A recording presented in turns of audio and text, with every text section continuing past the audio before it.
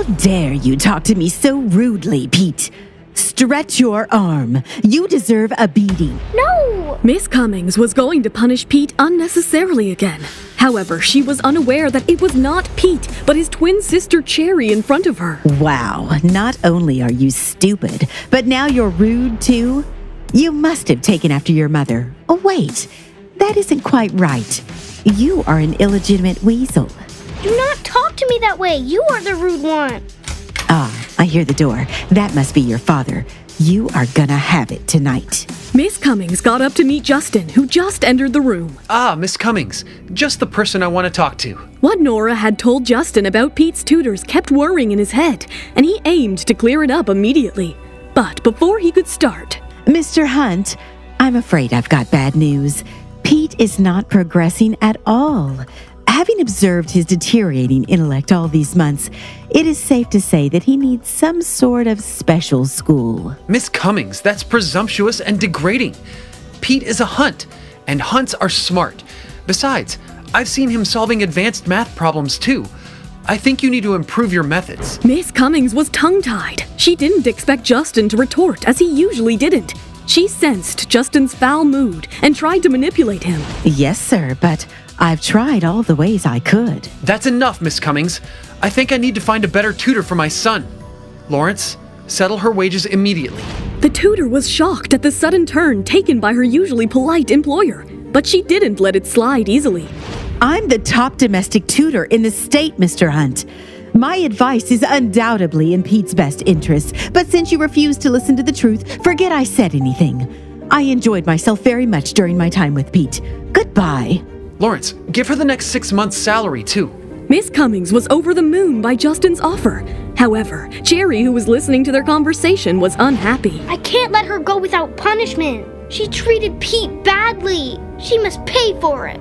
Cherry got to work the next second Miss Cummings turned to the door. She bolted out of the room to Justin and asked him, Daddy, am I an illegitimate weasel? Justin was taken aback by his son's words. He didn't have a clue that it was Cherry and not Pete in front of him. Am I really stupid?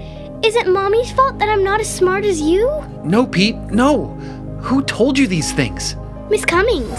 Justin's piercing gaze landed on Miss Cummings, who stood there as though she was electrocuted. Pete, what are you saying? You shouldn't lie. Cherry took it a little further. She went behind Justin and started crying. I'm sorry, Miss Cummings. Please don't hit me again. Please. Lawrence, take her out. Pete, can you go inside your room and play for a while? Yes, Daddy. With her job done, Cherry slipped into Pete's room. An angry Justin stormed into the next room where Lawrence was interrogating Miss Cummings. Sir, this woman was bribed by your uncle to treat little Pete poorly. So was the other tutor. What did they do to him? They didn't teach him properly and have hit him many times. I'm so sorry, sir. I should have kept an eye on them. Justin's eyes had turned red in rage. He moved closer to the trembling Miss Cummings. You'll never work with children again. You hear me? You're done. Get out of my sight. Throw her out, Lawrence. Do not give her wages. And yes, lodge a police complaint. Mr. Hunt, please, don't do this. My life will be ruined. You should have thought about it before abusing my little boy for money. As Miss Cummings continued to plead, Justin walked away and made his way to Pete's room. Pete, I'm so sorry, son. Daddy, you don't have to apologize. It wasn't your mistake. Yes, but I could have prevented it. Justin reassured his son. Once he left the room, Cherry pulled out her phone and called Pete. Hey, Pete, I have a gift for you. Miss Cummings won't be teaching you anymore. Pete, who was in Nora's room, was confused by Cherry's declaration. What? What happened? I told Dad about her behavior, and he kicked her out. See, this is why you should speak up. You owe me a gift for saving you. Thanks, Cherry. Cherry, what are you doing over there? Pete froze at Nora's blaring voice. Who are you talking to on the phone, Cherry? Nobody, Mom. I was just... Let me guess. Playing games. Cherry, you need to stop using your phone so much. Okay, Mommy. Okay? That was easy.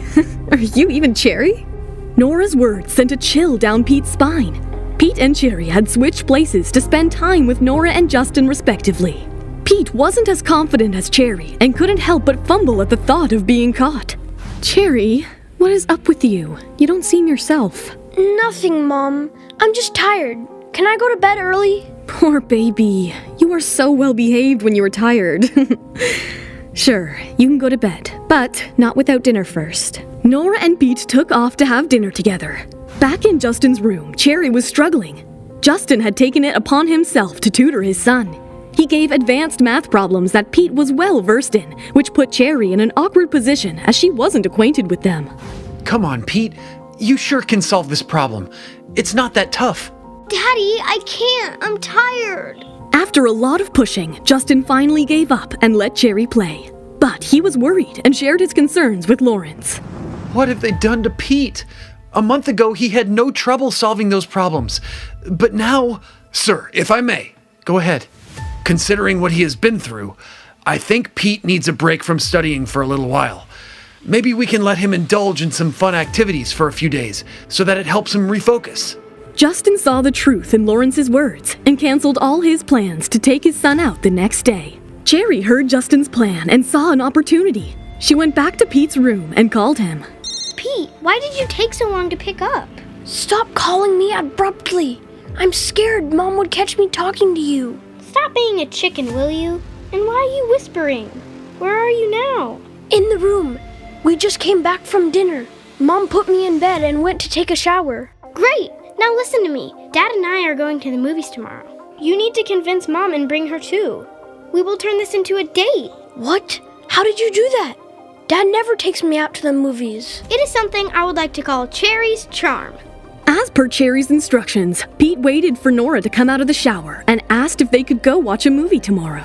Oh, I don't know, baby. I have a lot of work to do tomorrow. Can we go this weekend? Please, Mom. I don't get to spend time with you at all. I miss you.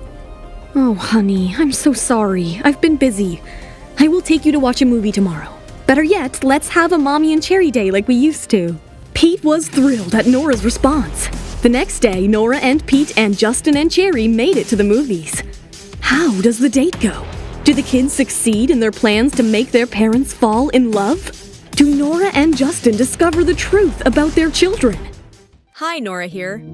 If you are wondering what happens next, then download the Pocket FM app and listen to the exciting episodes of Saving Nora Now with the link in the description.